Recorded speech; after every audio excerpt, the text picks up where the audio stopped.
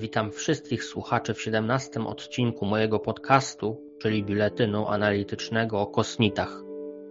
Uprzejmie proszę słuchaczy, aby wspierać ten kanał, żebym nie stracił energii na nagrania, analizę tematu i dochodzenie prawdy. Nie ma większego motywatora do działania jak wysoka oglądalność, lajki, suby, komentarze, propagowanie kanału i duże zasięgi, więc dajcie łapki w górę jak możecie. Na samym początku przekażę bardzo krótką informację organizacyjną. Moją małą pracę naukową o religii paranormalnej wstępnie podzieliłem na kilka rozdziałów, ale pierwszy z nich okazał się bardzo długi. Dlatego już wcześniej zapowiadałem ponadgodzinne nagranie. Ostatnio jednak zdecydowałem się podzielić pierwszy rozdział na kilka krótszych części. A więc to nagranie, czyli 17. numer biuletynu analitycznego o kosmitach, to pierwsza część rozdziału pierwszego mojego opracowania o tej religii. To tyle ze spraw organizacyjnych. A teraz ruszajmy z tym arcyciekawym tematem, czyli przechodzimy do rozdziału pierwszego. W części pierwszej będzie kilka wstawek wprowadzających w rozdział oraz w całe moje opracowanie, więc proszę o cierpliwość. Nie byłoby tego mojego opracowania, gdyby nie nieustanne ataki z tej strony na chrześcijaństwo i Kościół katolicki. Atakują nas, więc jako katolik muszę reagować, a szczególnie mam obowiązek reagować, gdy znieważają Pana Boga. Więc taka jest bezpośrednia przyczyna powstania mojej pracy. Napracowałem się już niemało nad tym opracowaniem, a ono jest ciągle w trakcie pisania. W efekcie powstaje taka moja druga, mała, praca naukowa w zakresie szeroko pojętej tematyki kosmitów. Pierwsza z tych małych prac naukowych to moje nagranie numer 10, czyli o tym, co mówił Jan Wolski. Odnośnik do niej znajdziecie w opisie nagrania. Zaś ta, tak zwana mała praca naukowa, to analiza istniejącego zjawiska i nadanie mu konkretnej nazwy oraz obszerne scharakteryzowanie go i omówienie jego elementów. Zależy mi, abyście cierpliwie wytrwali do końca wszystkich części rozdziału pierwszego, żeby moja ciężka robota nie poszła na marne. Razem to zajmie około 1,5 godziny słuchania, ale w wersji bez muzyki można spokojnie włączać sobie dużo większą prędkość odtwarzania nagrań. Natomiast dzięki podziałowi rozdziału na części będzie łatwiej. Więc rozsiądźcie się wygodnie w fotelu i zapnijcie przysłowiowe pasy. Lecimy z tym koksem. Pewnie wiele osób jest zdziwionych tytułem tego opracowania. A cóż to za nowa religia ma być? Nikt jeszcze o niej nie słyszał. Otóż, w mojej ocenie, ta religia jest już w obiegu od wielu lat, ale jest ukryta, nienazwana. Tak, przyznaję się, to ja wymyśliłem ten termin. Nie ma w polskim internecie ani jednego dokumentu z frazą religia paranormalna, więc dlaczego audycje o tym? Otóż nie wytrzymałem ciśnienia, ale to dobrze. Pewne środowiska związane z tematem kosmitów atakują bez ograniczeń Kościół katolicki. Naśmiewają się z chrześcijaństwa. Co najgorsze, znieważają Pana Boga, a ja nie mogę nic na to poradzić. I to się dzieje od wielu lat. Nie ma u nich żadnej refleksji, żadnej poprawy. W sumie nie dziwi mnie to za bardzo. I ateiści czynią podobnie. I komuniści, lewacy, liberałowie, socjaliści również. Niektórzy chcą nas piłować albo topić w łyżce wody, a najlepiej pozamykać w obozach, jak to robiły, również z katolikami, różne totalitaryzmy. To jest język nienawiści głównego, mętnego nurtu skierowany przeciwko katolikom. Tylko jakoś mi to nie pasuje do tych środowisk, które, podobnie jak ja, zajmują się również tematem UFO, czyli kosmitami. Spodziewałbym się od nich większego obiektywizmu w ocenie tych spraw religijnych. Wszak trzeba być obiektywnym w branży ufologicznej, więc to się powinno przenosić na inne dziedziny. Przecież, na przykład oni, ci ludzie od aktywnego zajmowania się UFO, jak rozmawiają ze świadkami, to ich nie wyśmiewają, nie szydzą z nich, ani ich nie atakują, a Pana Boga atakują, Kościół katolicki również i katolików też. To jest wszystko bardzo, bardzo dziwne. No cóż, od nich bym może nawet cierpliwie znosił te ataki na moją wiarę, ale oni znieważają Pana Boga, więc to jest pierwszy powód mojej reakcji. Po prostu zmusili mnie do odpowiedzi. Nie mogę milczeć, gdy dochodzi do zniewagi Pana Boga. Tak, moi drodzy, w takiej sytuacji muszę działać. Więc niech mają wszelkie żale do siebie, a nie do mnie. Kto sieje wiatr, ten zbiera burzę. Takie jest przysłowie, a znaczenie jego może wyjaśnić sztuczna inteligencja, jakby co. Zaś dodatkowo znalazła ona podobne stwierdzenie w Biblii, w księdze Ozeasza. Być może pierwotne dla przysłowia. A brzmi ono tak. Oni wiatr sieją, zbierać będą burze. Zboże bez kłosów nie dostarczy mąki, jeśli by nawet dało, zabierze ją obcy. To tyle, jeśli chodzi o fragmenty z Biblii. A czy jest inny powód mojego opracowania? Ktoś spyta. Tak, jest taki powód istotny. Drugi powód mojej reakcji to atak na katolików, na moją religię. Trzeba reagować, bo jak nie będziemy reagować, jak się będziemy dawać tak okładać, to naprawdę w końcu ktoś nam zrobi poważne kuku. Zaś trzeci powód opracowania tego cyklu audycji to moja naukowa potrzeba nazwania zjawiska socjologiczno-religijnego i opisania sprzeczności w tej nowej, odkrytej przeze mnie religii. Zaznaczam, że teraz w tym opracowaniu nie polemizuję z jej wyznawcami, tylko charakteryzuję to zjawisko socjologiczno-religijne. Na polemikę może kiedyś przyjdzie czas. Chciałbym uprzedzić wrażliwe osoby wierzące w Boga, głównie mam tu na myśli katolików, że w tych odcinkach podcastu będę prezentował nieprzyjemne treści dla ich wrażliwego ucha. Po prostu chcę przedstawić to, co wygadują czołowi wyznawcy, a raczej propagatorzy religii paranormalnej, bez zamiatania niczego pod dywan. Chcę zaprezentować, jak obrażają Pana Boga, jak atakują Pismo Święte, jak atakują Kościół katolicki. Więc jeśli ktoś ma słabe nerwy co do takich ataków, to niech teraz zdecyduje, czy chce dalej nadwyrężać swój układ nerwowy, czy lepiej zostawić słuchanie tego opracowania osobom o większej wytrzymałości. No dobrze, to tyle słowa wstępnego. Więc przejdźmy do konkretów. Rzekomo oni są niereligijni. Tak się często deklarują wyznawcy religii paranormalnej. Niby udają prawie ateistów. Ale przecież religijność jest częścią ludzkiej natury, więc natury się nie oszuka.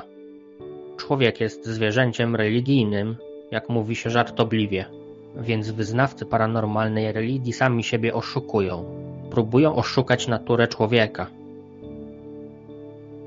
Tak naprawdę wierzą w różne nadprzyrodzone siły, choć nie zawsze zdają sobie z tego sprawę, że to też jest religia.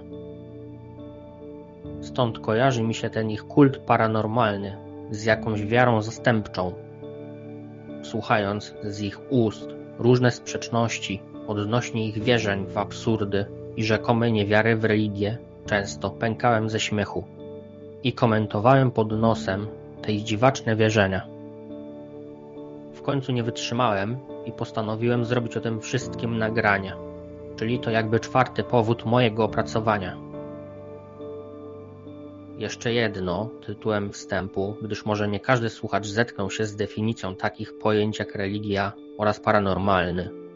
Więc powiedzmy sobie bardzo krótko, żeby nikogo nie zamęczać, co one znaczą, choćby potocznie. Potocznie religia to zbiory wierzeń i praktyk, które mają związek z oddawaniem czci jakimś siłom nadprzyrodzonym, bogom lub duchom. Odnosząc to do analizowanego przypadku w dalszej części opracowania, w zaprezentowanej analizie jako religię paranormalną, mam na myśli głównie zbiór wierzeń w siły nadprzyrodzone. Natomiast sens słowa paranormalny najlepiej potocznie opisać przez pojęcie zjawisk paranormalnych. Przy czym ja tu widzę generalnie podział tych zjawisk na parapsychologię oraz na zjawiska nadprzyrodzone. To taki mój podział. Parapsychologia zajmuje się zjawiskami związanymi z psychiką i umysłem. Natomiast zjawiska nadprzyrodzone to takie zjawiska, które są przypisywane działaniu sił innych niż prawa natury i są niemożliwe do wytłumaczenia w sposób naukowy. W kontekście religii paranormalnej pod terminem zjawisk paranormalnych mam na myśli zjawiska nadprzyrodzone. Reasumując, w dalszej części mojej małej pracy naukowej przez religię paranormalną rozumiem wierzenia w siły nadprzyrodzone powodujące zjawiska nadprzyrodzone. Chyba ładnie to zdefiniowałem, choć może dla niektórych nazbyt skomplikowanie. Ale dalej już nie będę nic więcej definiować. Przy tym wszystkim wyraźnie chcę podkreślić, że sami kosmici, według mojej oceny, nie są zjawiskiem nadprzyrodzonym, nie są żadną siłą nadprzyrodzoną, ale są fizyczni jak my, są z innych planet, takich jak nasza planeta Ziemia. A jedynie ich pojawianiu się towarzyszą tak zwane paranormalne zjawiska. To jest bardzo ważne, żeby nie łączyć kosmitów ze zjawiskami nadprzyrodzonymi. To są dwie różne parafie. Kosmici to cywilizacje, takie jak nasza. No, powiedzmy, podobne do naszej. A więc moje stwierdzanie obecności kosmitów na Ziemi nie jest paranormalną wiarą. Natomiast, jak ktoś wyjaśnia sprawę kosmitów w sposób paranormalny, to jest to już forma jakiegoś systemu wierzeń. Wróćmy do głównej analizy tematu. W mojej ocenie, w społeczeństwie naszym jest dość znaczna grupa ludzi, spoza głównych religii światowych, zajmująca się zjawiskami paranormalnymi, którzy wierzą w istnienie jakiegoś porządku ponadnaturalnego, jakichś sił nadprzyrodzonych, które wykraczają poza nasz świat zmysłowy. I ci ludzie próbują wyjaśnić jego naturę oraz wpływ na świat. Ta grupa nie reprezentuje jakiejś oficjalnej religii. Nie mam również na myśli wyznawców ezoteryki czy wyznawców New Age. Te dwa kulty to jeszcze dwa inne plemiona. Nimi też być może trzeba się będzie kiedyś zająć. A ja mam na myśli trzecie plemię. To są właśnie paranormalni, wyznawcy religii paranormalnej. Roboczo będę ich nazywał paranormalnymi przez analogię do katolików. Paranormalni versus katolicy. Myślę, że brzmi analogicznie. I nie można się tu doszukać negatywnego znaczenia. Katolicy są tacy, a paranormalni tacy. Pełna symetria. Nie należy też mylić ich z istniejącym kabaretem o nazwie Paranienormalni. A to by dopiero była heca. Wracając do głównego wątku. Więc ci paranormalni różnie nazywają wspomniane przed chwilą siły nadprzyrodzone, czy ten wspomniany porządek ponadnaturalny. Na przykład dodatkowym określeniem na to pojęcie jest tak zwana nieludzka inteligencja, której to inteligencji specjalnie nie nadają jakiejś konkretnej nazwy. Mówią też, że to jest jakiś nieznany system, bo to jest taka nie do końca określona religia. Na pewno w coś wierzą, ale sami nie wiedzą do końca w co. A to wynika z tej przyczyny, że w religii paranormalnej brak jest dogmatów, bo i któż miałby je ustalać? Ponadto rzeczona religia polega na ciągłym poszukiwaniu, na nieustającym gonieniu króliczka. Prawie każdy paranormalny wierzy w co innego. I prawie każdy ma inną opinię co do wspomnianych zjawisk nadprzyrodzonych oraz sił, które nimi sterują. Ale są elementy wspólne, które łączą tych wyznawców. To są takie odpowiedniki dogmatów. Podam je i omówię dogłębnie w kolejnych częściach pierwszego rozdziału, czyli w przyszłych nagraniach. A teraz wyobraźmy sobie pewną prostą grafikę. Nie jest ten schemat idealny. Po prostu na etapie pisania tekstu takie przedstawienie poglądowe przyszło mi do głowy, więc wcieliłem je w życie. Gdybym chciał jakoś umiejscowić tę paranormalną religię obrazowo w przestrzeni światopoglądów pod kątem religii i sprawy kosmitów, to posłużyłbym się kwadratem postawionym na jednym z rogów. Pominę w tym zobrazowaniu inne główne religie, czyli te niechrześcijańskie. Jak również pominę inne wyznania chrześcijańskie. W dolnym rogu kwadratu umiejscowiłbym katolików, zazwyczaj sceptycznych wobec kosmitów. ale również dopuszczających, jak ja, ich obecność. W sprawach religii katolik odrzuca istnienie sił nadprzyrodzonych innych niż wynikające z nauki Kościoła rzymskokatolickiego. Na drugim biegunie, czyli na przeciwległym rogu, umieściłbym religię New Age oraz ezoterykę. Te dwie religie się chyba nawet ich wyznawcom mieszają, tworząc czasami dziwaczny koktajl, jak u jednego ze znanych propagatorów tematu kosmitów. W tych religiach pojęcie Boga zazwyczaj nie istnieje lub jest trudne do uchwycenia. Natomiast, co jest zauważalne, to w obu tych religiach pojęcie kosmitów jest wciągnięte w wierzenia religijne. W trzecim rogu umiejscowiłbym ateistów oraz niewierzących naukowców, którzy od strony religijnej negują zarówno katolicyzm, jak i New Age. I ezoterykę też negują. Jednocześnie są zazwyczaj sceptyczni wobec kosmitów, gdyż postrzegają ich od strony religijnej jako wiarę, a nie wiedzę. Patrzą na kosmitów negatywnie, bo przez pryzmat wierzeń New Age i ezoterycznych, które przecież oni negują. Więc zrównują wiarę w kosmitów do religii, do na przykład wiary katolickiej. A wszystkie wiary wydają się im nienaukowe i dziecinne. Czwarty róg kwadratu to ta religia paranormalna. Paranormalni postrzegają ezoterykę jako zbyt skrajną. Często paranormalni sięgają korzeniami do ezoteryki, wyrośli z niej, praktykowali ją, ale porzucili jako zbyt sekciarską lub zbyt szurską. Część paranormalnych jest nadal na styku ezoteryki lub mają do niej ciągoty. Również wielu regularnie ją praktykuje. Na przykład niektórzy telepatię tłumaczą przez ezoterykę. O związkach paranormalnych z ezoteryką będę dużo mówił, omawiając ich wierzenia. Gdzieś pośrodku poglądowego kwadratu umiejscowiłbym ateistów uznających obecność kosmitów. Przedstawicielem tego nurtu mógłby być Blania Molnar, ale takie osoby działają również w pobliżu, wierzących paranormalnie, czasem do nich mrugając okiem. Ateistów ze środka kwadratu należałoby podzielić na niewalczących z chrześcijaństwem oraz na walczących z nim. Ci drudzy są pod tym względem bardzo podobni do paranormalnych, gdyż paranormalni walczą z nami wyjątkowo zaciekle. Ateiści walczący z chrześcijaństwem tym się różnią od paranormalnych, że nie wyznają paranormalnej religii. Teraz odpowiem na pewne pytanie z kategorii katolickiej. Jak ja postrzegam religię paranormalną z punktu widzenia zagrożenia dla istoty ludzkiej, porównując ją na przykład z religią ezoteryczną? Otóż postrzegam kult paranormalny jako mniej szkodliwy dla człowieka niż ezoteryka. Paranormalność nie jest tak fanatyczna, nie wymaga zaprzedania duszy szkodliwym ideom. Dlatego jest nieporównywalnie mniej niebezpieczna dla ludzi niż fascynacja wierzeniami ezoterycznymi. Oczywiście, to jest mój osobisty punkt widzenia, wyprowadzony na podstawie znanej mi nauki Kościoła oraz mojej intuicji. A teraz inne pytanie. Jak paranormalni postrzegają kosmitów? Otóż kosmitów paranormalni postrzegają głównie jako zjawisko paranormalne. To jest całkiem przeciwne podejście do mojego, gdyż ja traktuję kosmitów jako inne cywilizacje, które jedynie przy okazji wywołują wokół siebie zjawiska paranormalne. Czy ta religia paranormalna ma jakieś dogmaty? Otóż nie ma. Jak mówiłem, tu jest pełna dowolność wierzeń.